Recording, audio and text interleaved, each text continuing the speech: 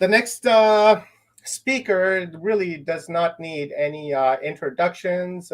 He's world famous, co-creator of the Fifth Kind, and an author of this wonderful series of books that will make you question your reality. The Scars of Eden, available. You guys can order that as you see it in my hand. And then we've got the Echoes of Eden right here, another great book. And then, of course, Escaping from Eden, which is another wonderful book. And oh, wait, my fourth one isn't in my hand yet. What's going on?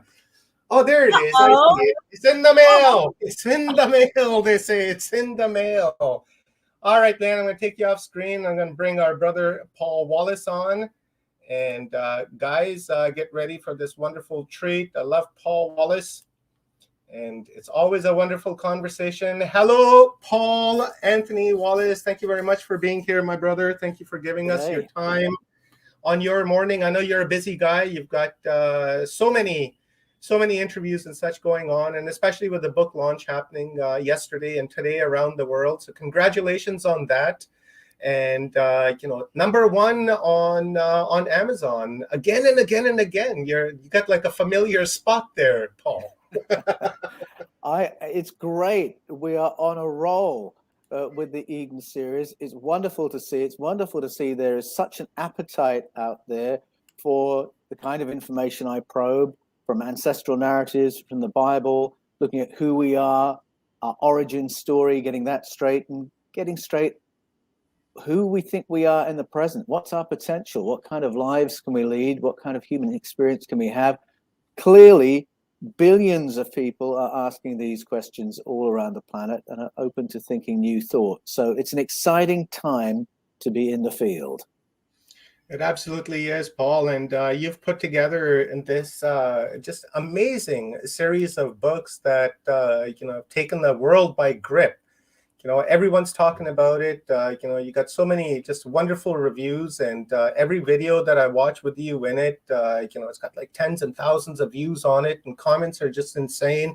And this conversation that you've started, is epic. This is you're doing the same thing what Eric von Däniken did back in the 60s, and have just reawakened this entire conversation so that people from all walks of life can pick up the book and begin reading and begin questioning. And you call your books like the gateway books, right? So that people can just slowly get in there. So you know what, Paul, I'll give you the screen. Give us a download, brother.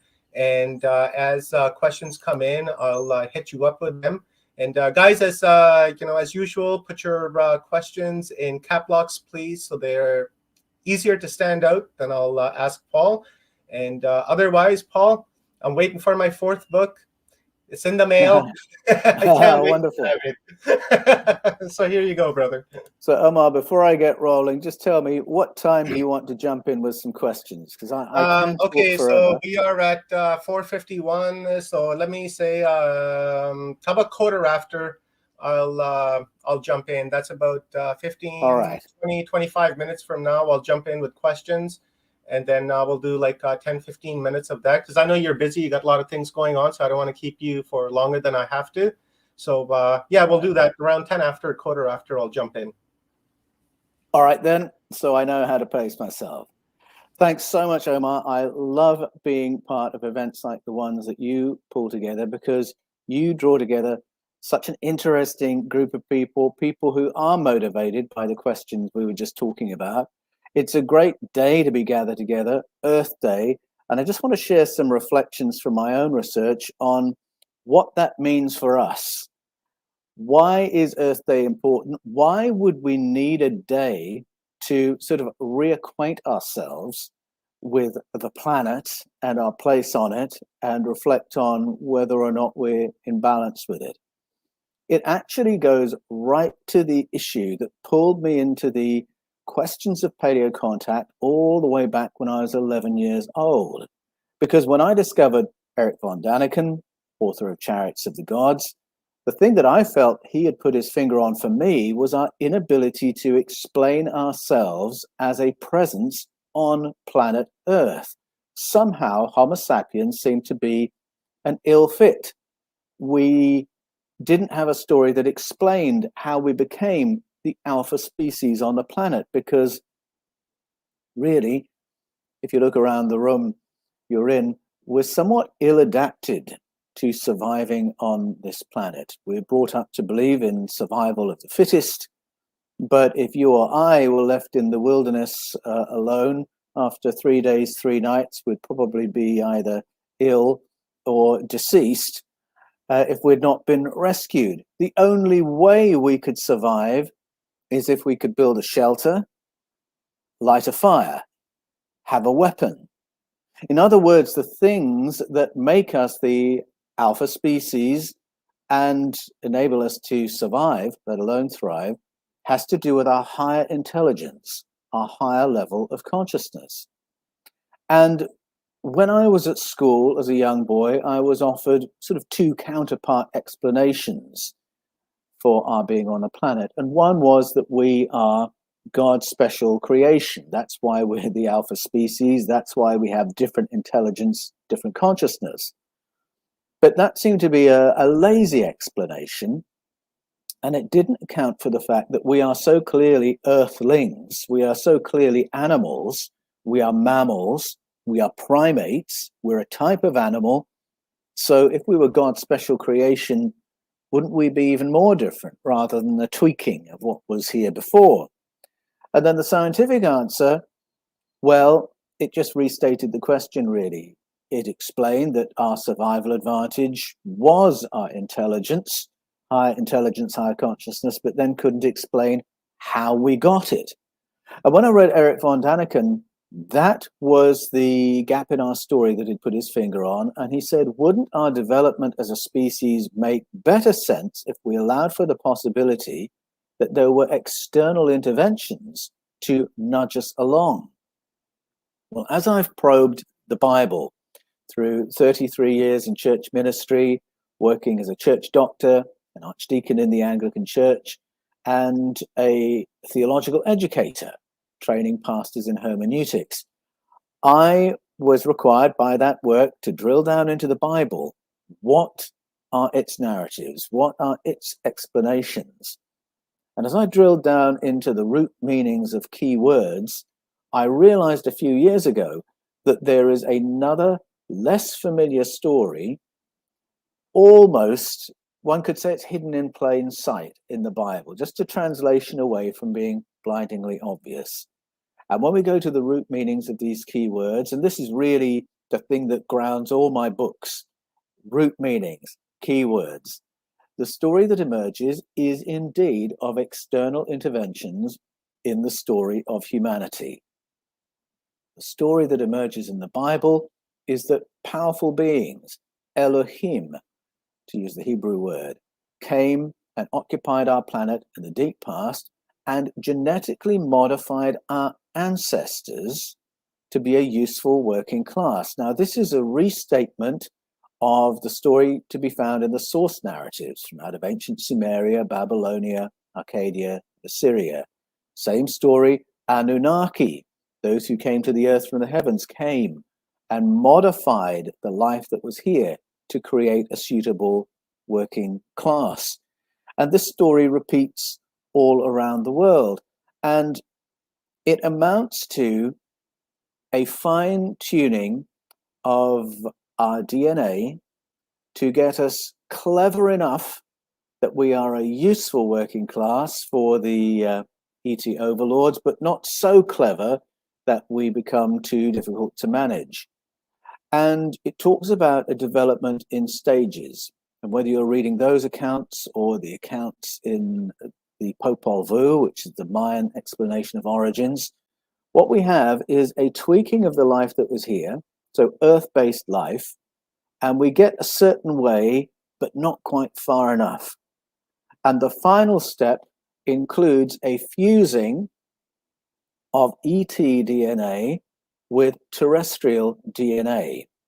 And so in the Bible, you've got the breath of the powerful one put into the clay and into the being that's produced from the clay of the earth.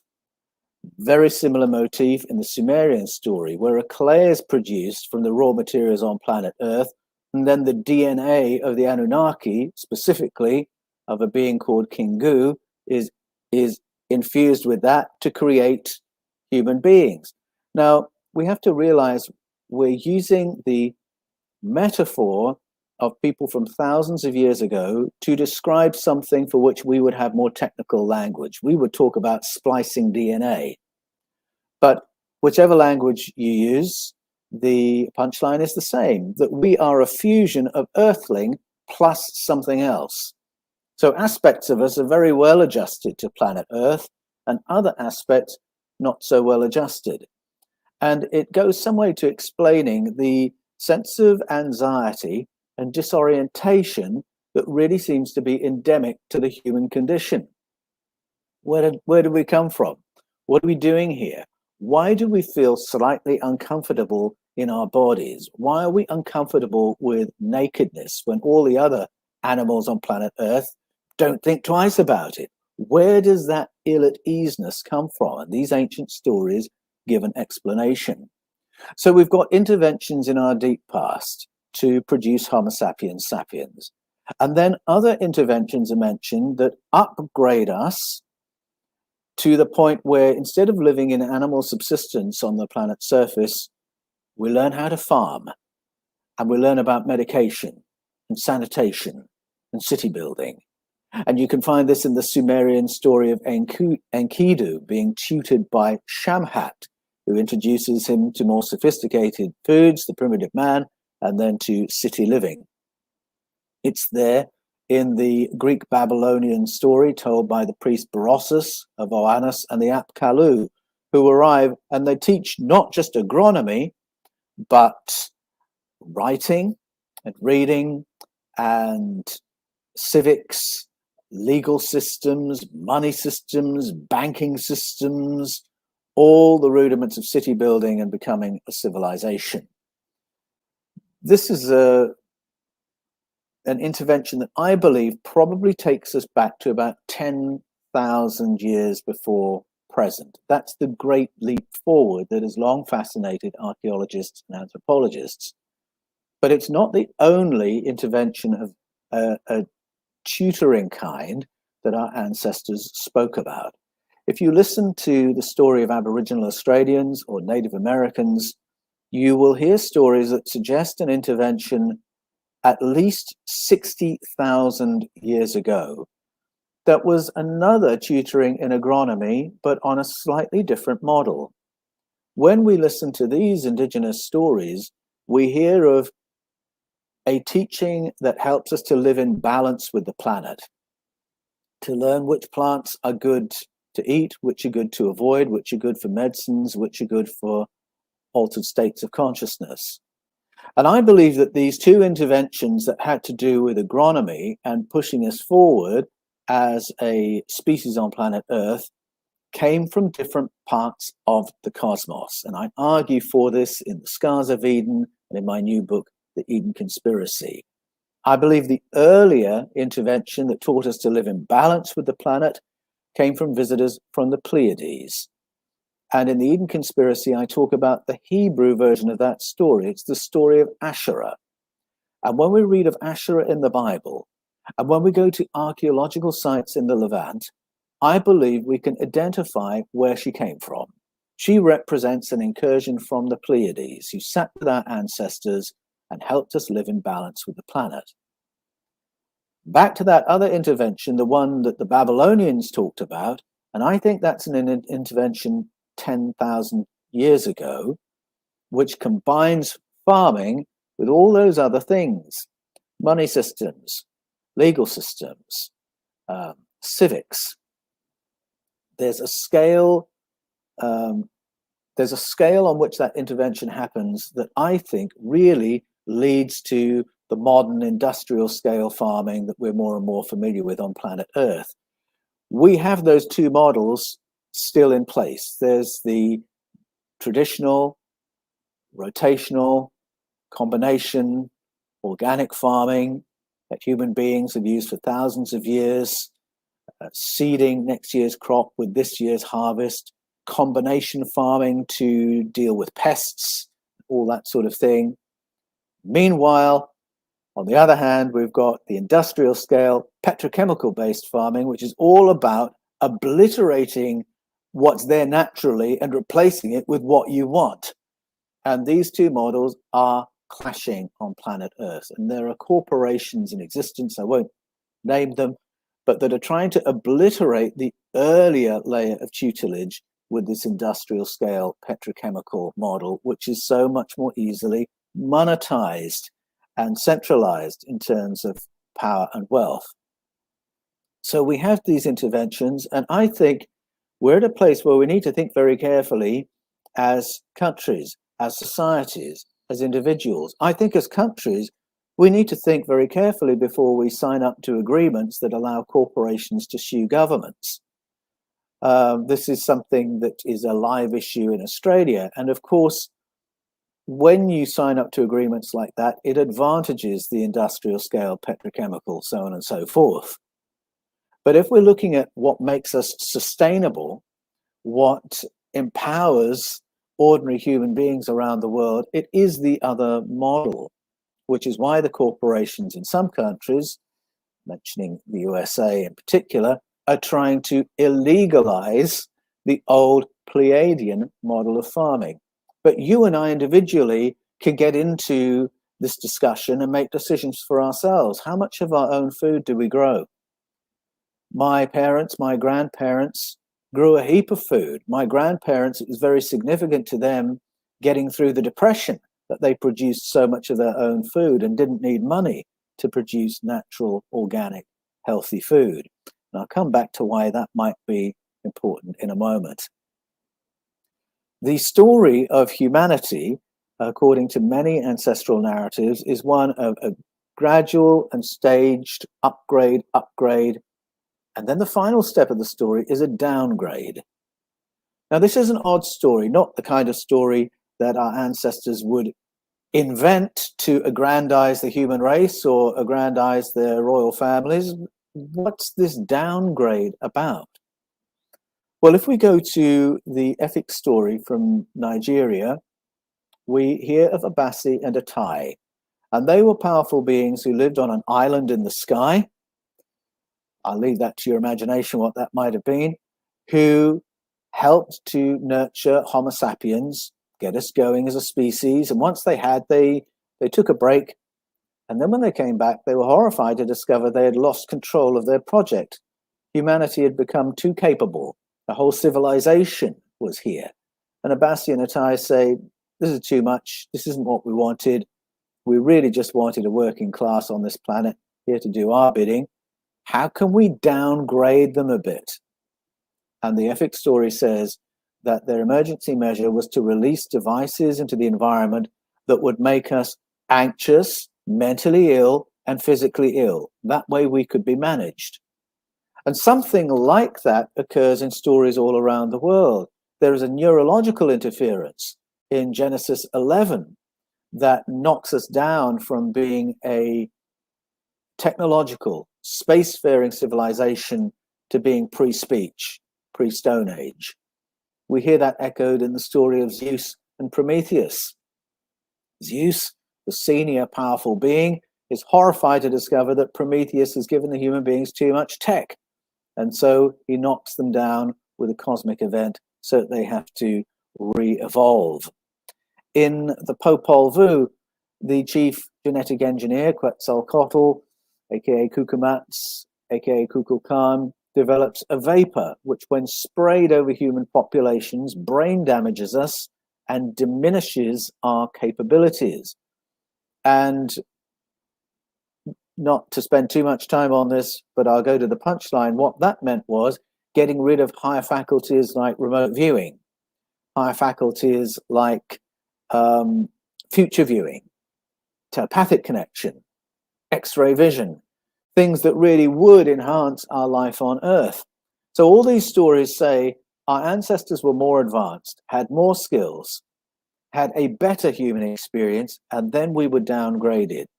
And these same cultures that have curated these stories have also curated shamanic protocols seeking to switch them back on.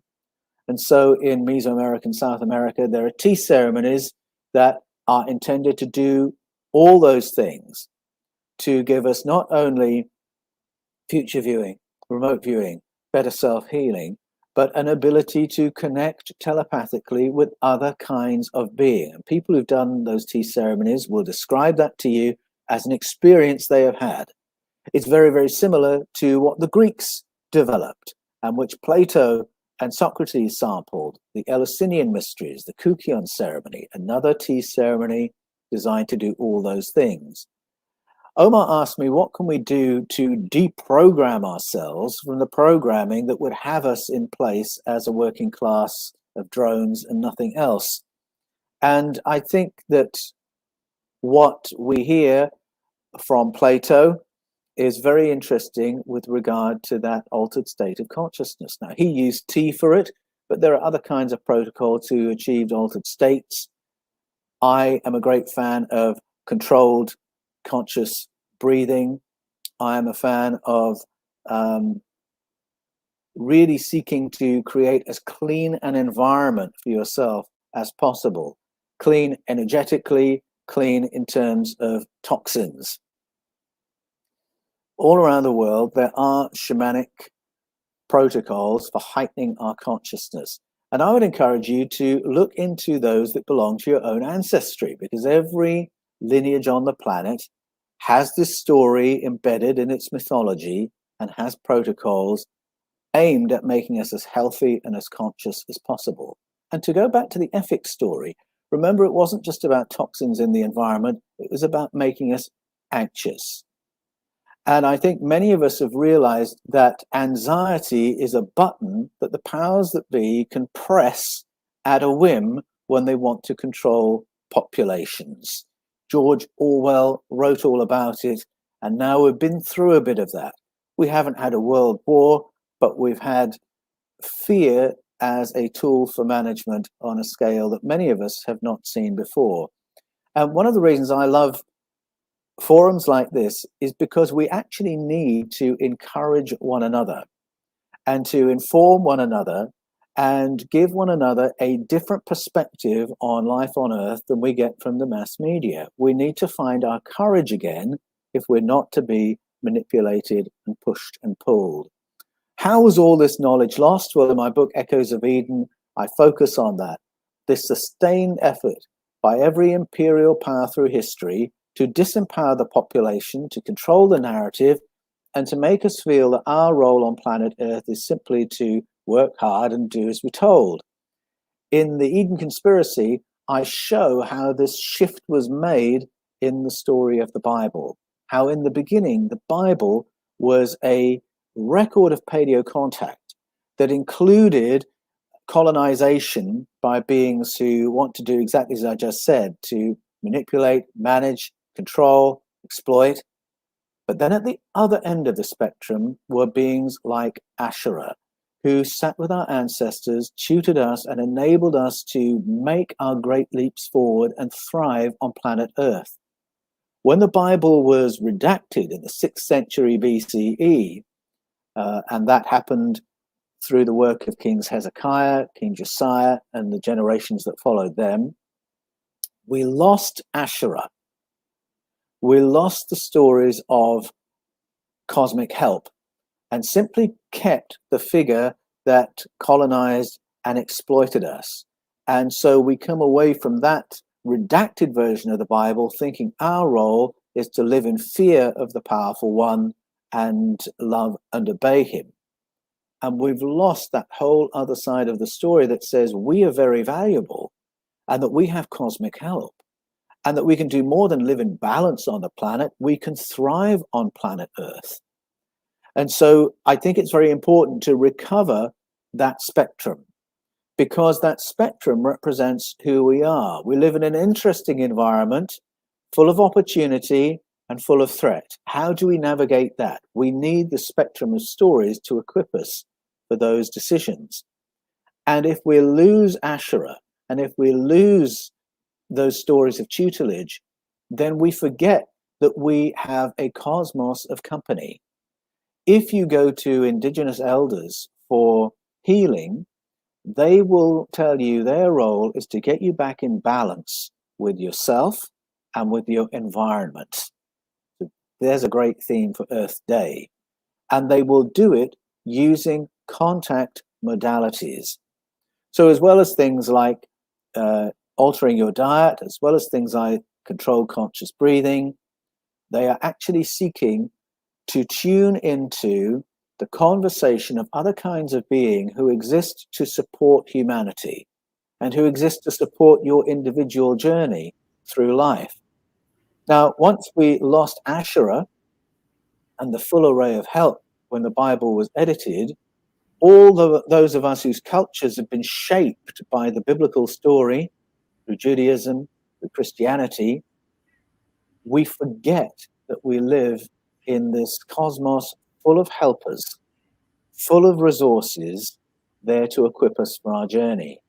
And so when Jesus came along and said that the whole realm of the cosmos is available to us to support us, we didn't know what he meant.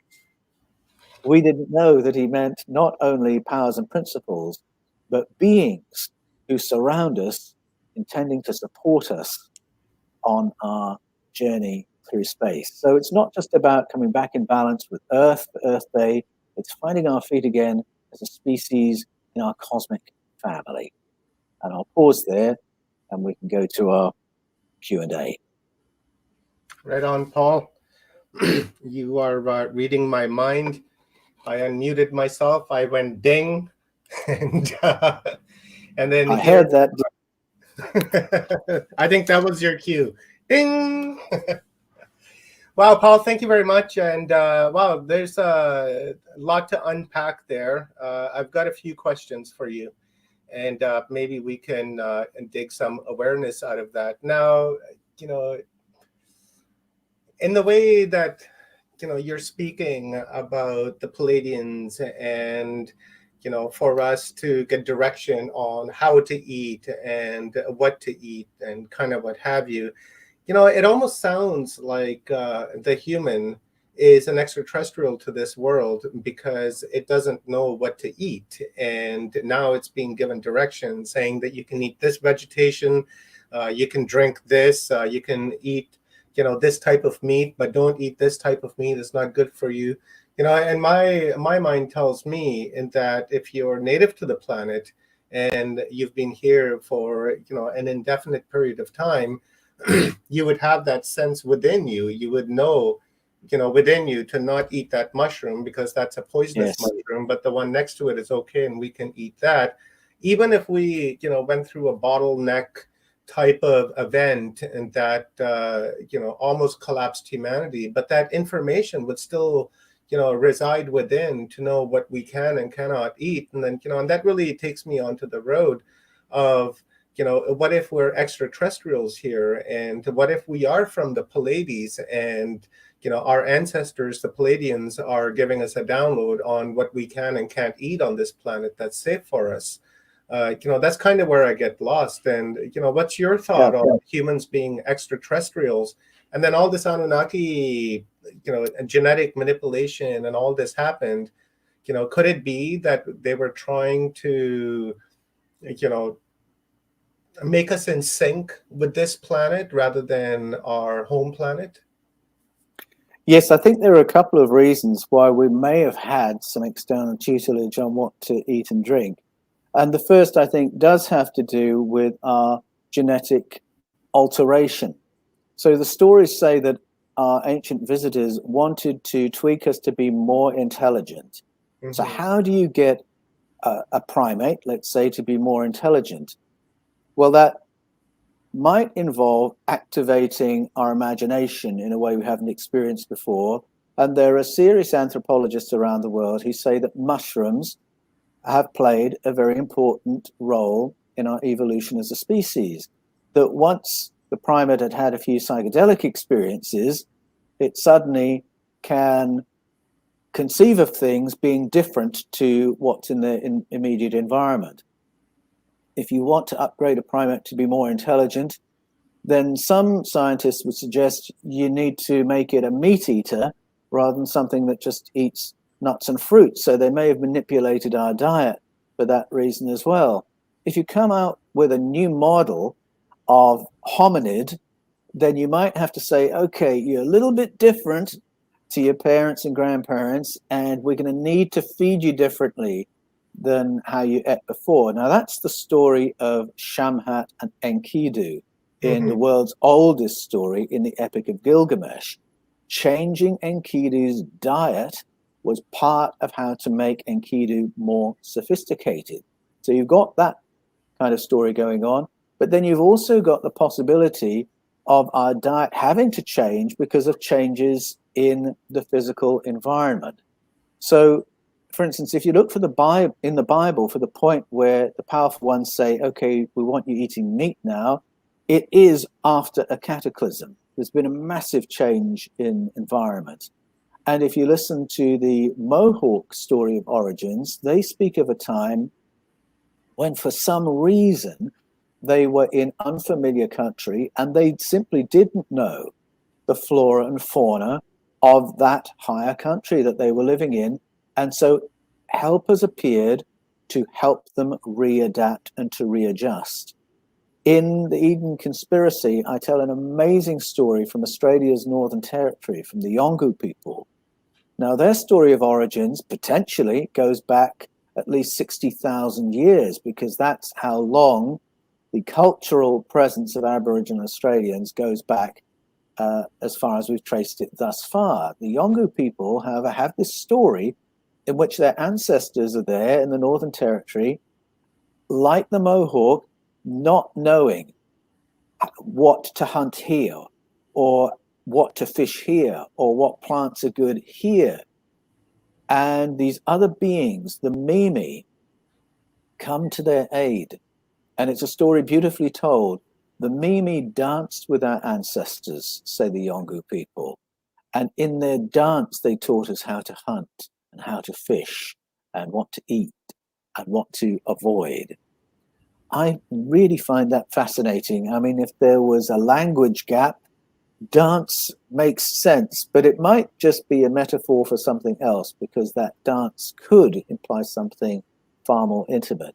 But there are two reasons that we might need help with our diet, because the environment's changed, there's been a cataclysm, we're the survivors. What do we survive on now? And helpers come and tell us. And then there's the story of adaptation, saying we've adapted you, don't eat what your mum and dad did, you need to eat this. And then, of course, there are the alterations to environment that have been maliciously intended. So the story of Abasi and Atai releasing things into the environment, we now need to know how to avoid those. And that might mean changing our diet as well. So even though I talked with enthusiasm about meat eating earlier, if you're living in the States, you might want to take a look at that. And where does your meat come from, and how clean is that? And should you be eating more fish, more vegetables? It's all down to the environment you are in. And I believe that we have the same kind of help available now that our ancestors did in the past. And it's why I celebrate indigenous wisdom, because it's often there at the folkloric layer that we find information about how to live clean and healthy in the current environment as it is today. So, Paul, how do we, it just gets more confusing by the day. I tell you, brother, it just, it makes me want to pull my hair. That's why I'm going white. How do we bridge the idea, of this Anunnaki interference within our, genome 10,000 years ago? And then we look at the Aborigines in Australia that have been there for 60,000 years. So if the Aborigines have been there for 60,000 years and the Anunnaki came only 10,000 years ago, is it a certain branch of human that they genetically tinkered with? Because it would appear that the Aborigines have stayed, the way they have been for 60,000 years. But then we have the story over here, Babylonians that are telling us that the Anunnaki did this to us. So I'm wondering, is it only a select group of humans? Like maybe, I don't know, like, why do it to this group of humans and then leave the other one intact? Yeah, you know what I'm Well, saying? Or yeah, are they intact, the Aborigines, or did they come back like 60,000 years ago? You know what I'm saying? Like that's kind of where my confusion is. well, genetically, we are incredibly similar Yeah. all around the planet. But the way we run our societies differs. Our appearance certainly differs, and it's very, very intriguing. And I often get questions from people saying, is there DNA data explaining why we look so different from one part of the planet to the other? And there isn't really. But in terms of how we live on the planet, I think different interventions are reflected. So if you look at the lifestyle of Indigenous Australians, Native Americans, First Nation Canadians, you can see some things in common there that have a lot of wisdom to do with living in balance with the planet. And if you look at the intervention that happened 10,000 years ago, I believe, in Karakadag in southeast Turkey, that's the one I think Barossus is talking about when he talks about Oannes and the Apkallu. You've got two different cultural interventions. The first from the Pleiadians, the second, I believe, from Sirius. And the Sirius one is the one that leads to city building and civilization on that kind of grand That's the scale. Orion group, right? So it's, yes, possibly Orion, possibly Sirius. And so I think that that's a difference, because when you come to Australia, there hasn't been city building in the same way that there has been in India, parts of Africa, Yeah, we can Europe. all. We would say, well, there does seem to be a cultural difference. Why weren't major cities constructed here? And it's not that there was no built heritage at all, because that's a myth. And it's a myth that's been very deliberately perpetrated. And indeed, the built heritage of parts of Africa has been distorted by history as well. There were far more developed cities in Africa before the Europeans decided they'd start carving that up. So it's not a night and day difference, but there is a difference in terms of, for instance, at the beginning of the 20th century, British Australia could have sat down with Aboriginal elders and asked them the questions, which grasses can we use here to turn into bread? But instead they wanted to import their own model of industrial scale farming, and so had to reinvent wheat so that it would grow in Australia. And that's why I say we have decisions to make.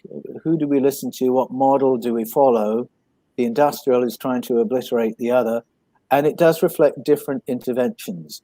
But I don't think it has to do with our upgrade as human beings. I think we all have the same DNA, and in fact, higher cognitive powers, I would suggest, have been more faithfully curated by Aboriginal Australian culture, Native American culture, than perhaps when you get into Europe, and we've been all messed up by other kinds of education. And that's not to rubbish science or technology. It's just saying we've been distracted from this other interesting layer that has to do with enabling you and me to use our brains.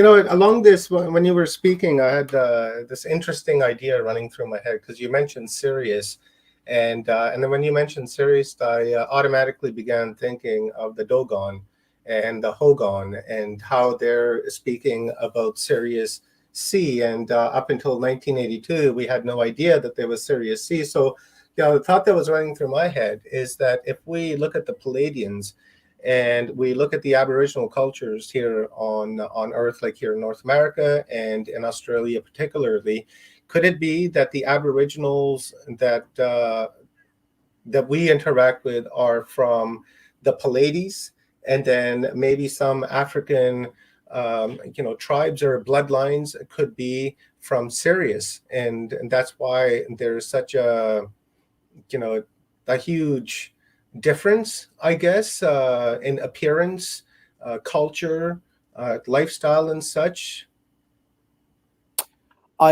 Well, I don't think there's any real solid evidence to say that's the cause of our difference in appearance.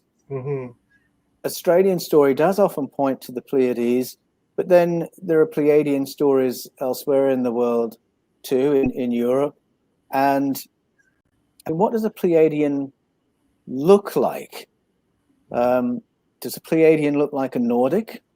Or does a Pleiadian look like someone from the Northern Territory? Or someone like yourself, Omar? When we say Pleiadian, we have to remember that's an entire cluster of stars. Yeah, huge space there, right? So we haven't necessarily narrowed it down to a single race or species or appearance. There could be a whole batch of looks and types of being that have come to us from there. And maybe that diversity is reflected in our diversity. When the powerful ones, the Elohim, engineer human beings in the Bible, it talks about making them look like us.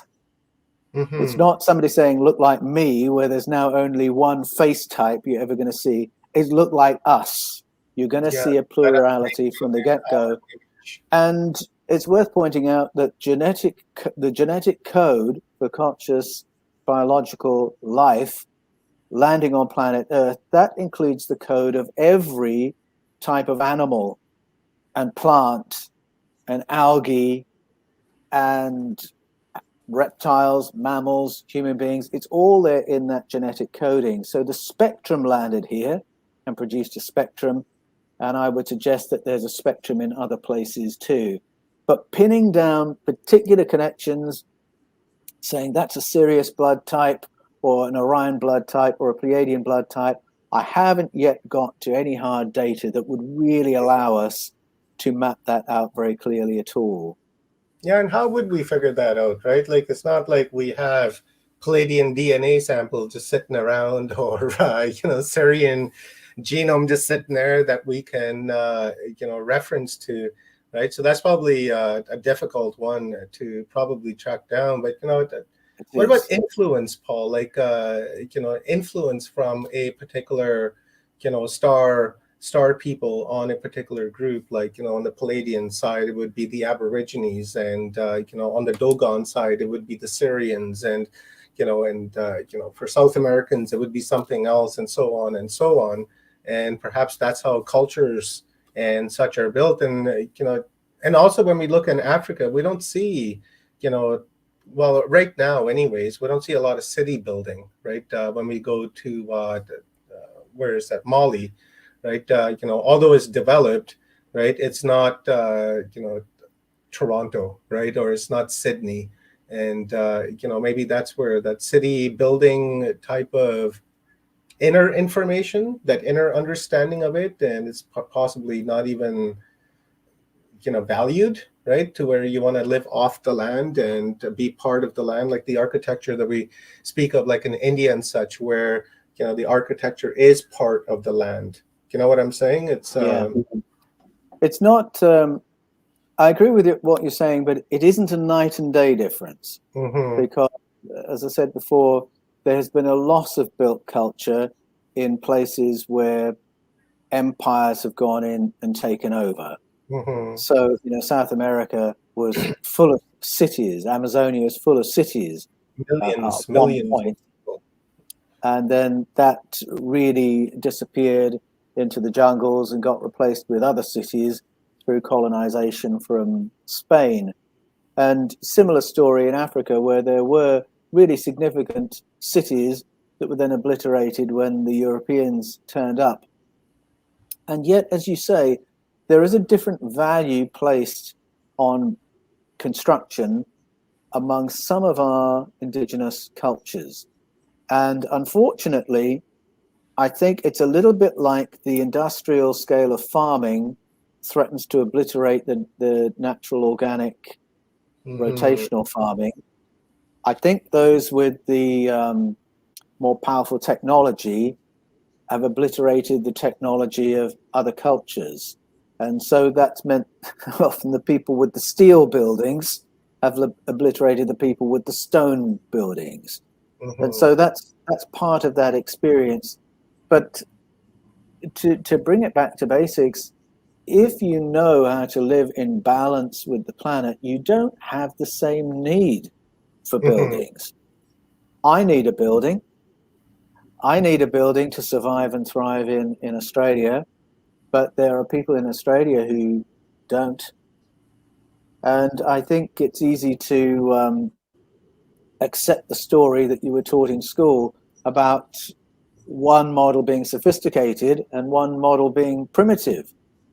It takes a lot of sophistication, excuse me, to live in balance with the planet when all you've got is the resources the environment is offering you in your bare hands. It's so true. It really is. It's sophisticated primitive, right? Is what that is. In fact, I don't even think it's primitive. What we're doing is primitive, like living in these steel buildings and apartment buildings and such. I would consider that to be more primitive because, you're creating an artificial cave that first of all doesn't look good and causes a lot of heartache and a lot of stress. It does. I mean, let's be fair, it takes phenomenal skill to build something like the Burj Khalifa and to live in that. But I still need to know how to be healthy, and I still need to be earthing and sunning and deep breathing and eating and drinking right if I'm going to live a long and healthy life, even if I live in the Burj Khalifa. So I think, we need all our skills. And I think that growing up in the West, as I have done, I have spent a lot of time learning one set of skills and neglecting the other. And it's the other that we need to recover on a day like Earth Day, because the other is important to our physical health, our emotional health, but also in becoming as human as we possibly can be. And if human involves better telepathic and empathic connection with each other, then let's have it. If human involves better future viewing so we can make better decisions, then let's have it. So I really want everything that we've learned as a species rather than just one syllabus and then we forget the other contribution. Yeah, that's so true, Paul, and I agree 100%. We got so many questions coming in. It's sick. One of the reasons why I was asking is some of the questions that came in here were talking about contact with ET, of having like 23 different blood types, I guess it would be. Like Selena says, isn't that why they did 23andMe to find the people with the genetic mutations and our blood type records and database at birth? It's more based on that. Here's Ronnie. She says, I have 22 different types of alien DNA within us, and that's been going around a lot as well. And that's kind of what my basis for the question was, as to whether we are perhaps extraterrestrials here to Earth, maybe not even from that far away, maybe from Mars, and we just kind of landed here, and this planet belonged to people with the elongated skull, and they just simply disappeared, and here we are, and we need to be taught what to eat, because obviously Mars and Earth is completely different planet, right? So the food would be different. I need to look up the name of the scientist who said this, but there was an eminent DNA scientist who crystallized what is forming as a view in that scientific community, and that is that our DNA as human beings isn't 90% junk DNA, that what we've called junk DNA is actually the codes and instructions for other forms of life that we're not familiar with. And so we carry the genetic story of our cosmic family within ourselves. We have a certain amount that is activated that produces us as we are, but there's other stuff in there that represents cousins, neighbors, older civilizations, and maybe newer civilizations as well. So we are cosmic beings in a very physical sense. Mm-hmm. And that's why I talked about finding our feet as part of a cosmic family. Mm-hmm. Mm-hmm. That's so true. Let me hit you with this final question, Paul, and then I'll let you go. I'm going to keep you forever, forever, but I know I can't. So I'll hit you with one more question, and this one's coming from a Gray Noise, and let me bring it up here. There's actually kind of two of them that go side by side with one another.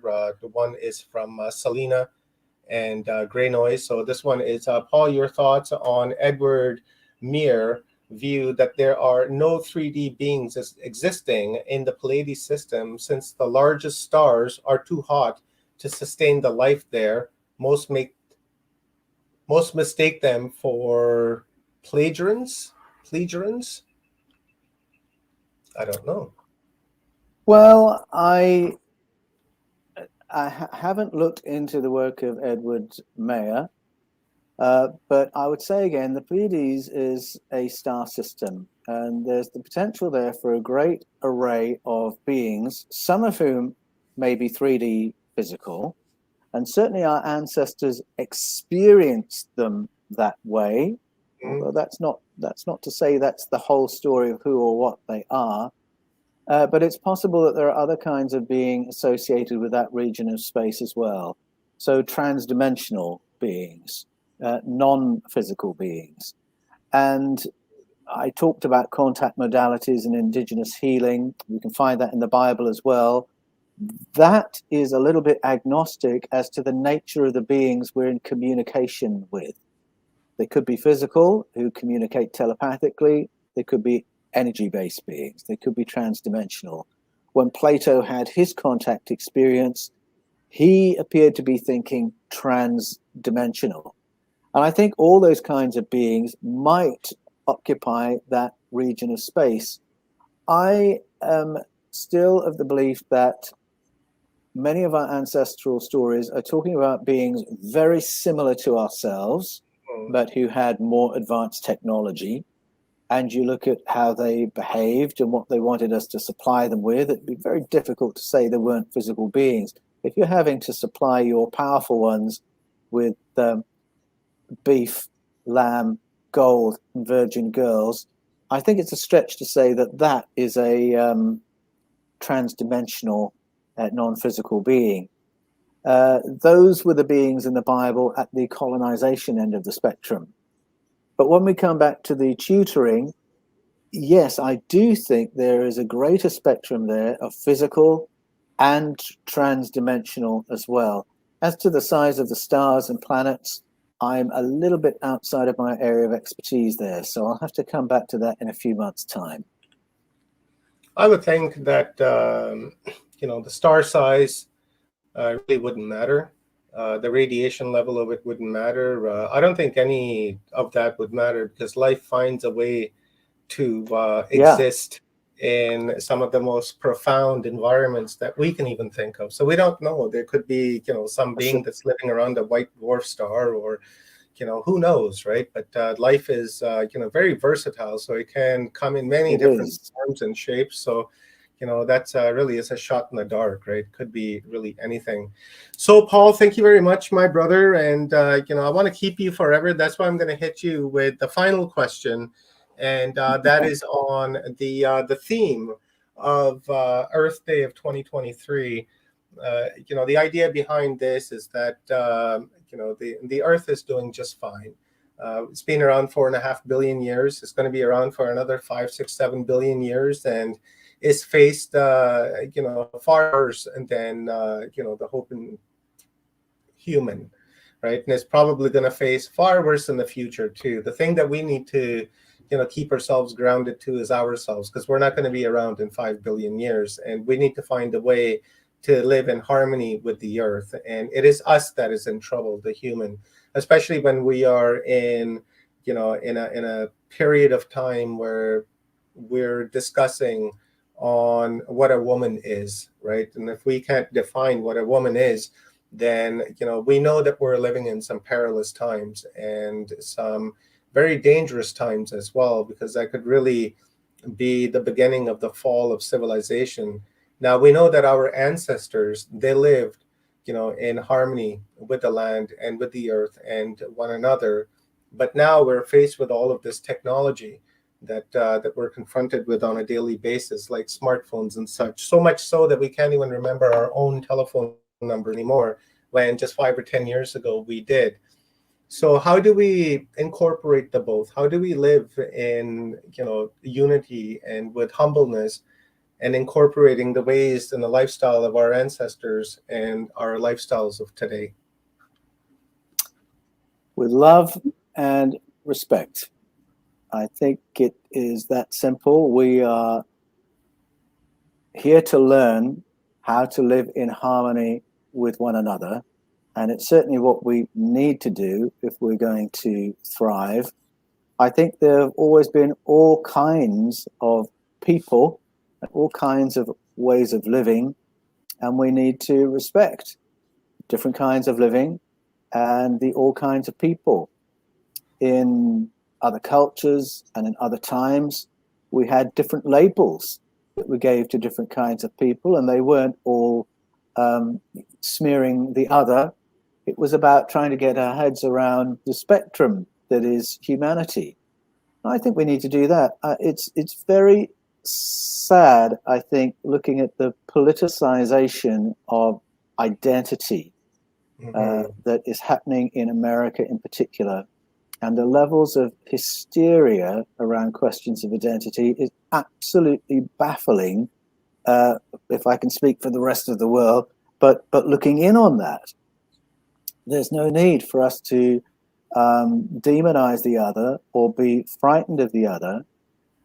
Algorithms certainly push us in that direction, where we all find and choose our particular outrage and then shout from our corner.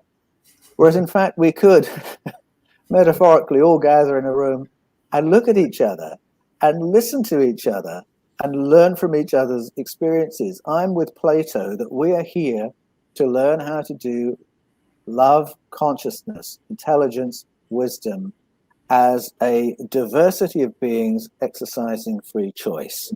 And we need to learn how to do that, learn how to say yes to one another, accept one another, and then support one another. And I think if we can find that kind of energy, it absolutely dethrones and disempowers all the algorithms of fear and hate and conflict with which we are being bombarded, in some places more than others.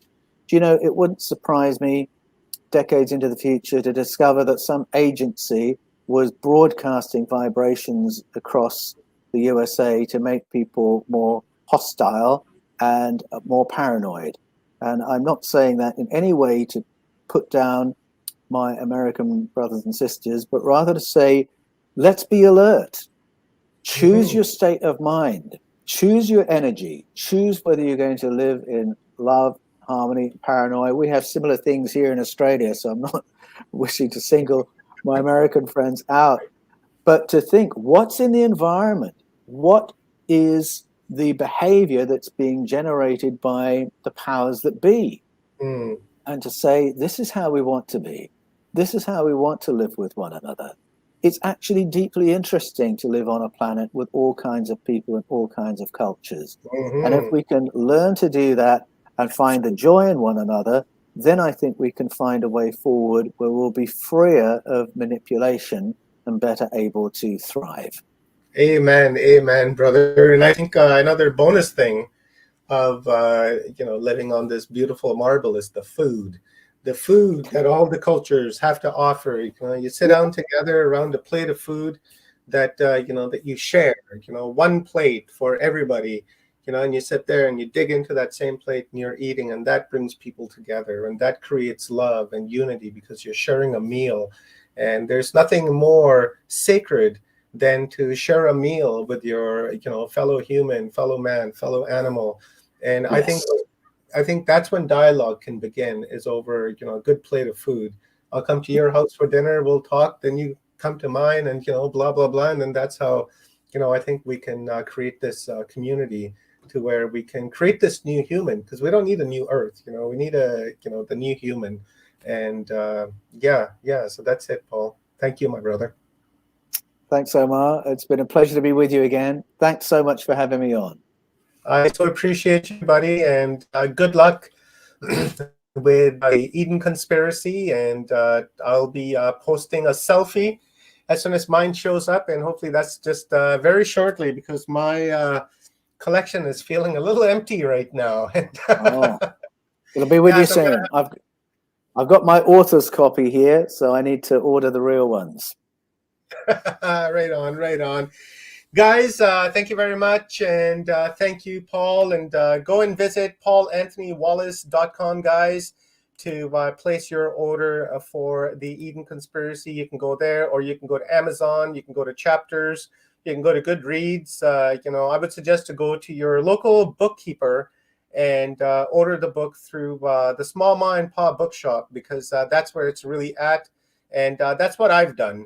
Is I've got a bookstore up the hill, and I went there yesterday and told them what I wanted, and they said they'll put the order in, and I don't care if they get it from Amazon, because I'm getting it from them, and that's all that matters, because we need to support the local, and it's the local way is what's going to really get us out of trouble on this mass consumerism that we're involved in.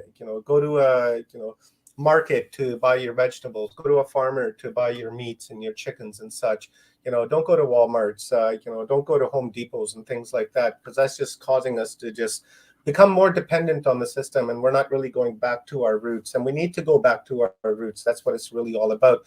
So guys, the book was released yesterday, and I guess 2 days ago from Australia perspective, and it is available in Kindle as well as paperback. And Paul's books are also available in audio format as well. I think there's only one book that's available in audio format for the time being, but I'm sure the rest will be coming up. That's a lot of work, and I saw Paul's journey go through that. Man, that is a lot of work. So help an author out, guys, and go to Amazon. Leave a review, leave a 5-star rating, because that really, really, really helps, because then Amazon's algorithm sees it and they see, oh, look, 50 people have given 5 stars, so this must be good. And then they just push it out. And that's what we need. And that's how, the other books became, a success. And we need to just continue to roll off of that. And, spread the word, download an image from Google and post it on your Facebook, post it on your Twitter. Post it on your IG, and wherever you can, and send out an email to your friends and say, hey, look, the new Eden book is out, and let's build some hype around it, because that's the way it's done. Word of mouth, my friends, word of mouth, because that's how our ancestors did it, and that's how we're going to do it, and that's how we're going to continue to do it. So thank you, Paul. I love you very much, my friend, and I appreciate you, and just a lot of respect and kudos for you. Likewise. Thanks, Omar. Thank you, brother. And guys, that is it. Not for the conference. That is it for Paul. He's got other things to do. So we will send him packing and say, see you later, Paul. And we'll check you next time. And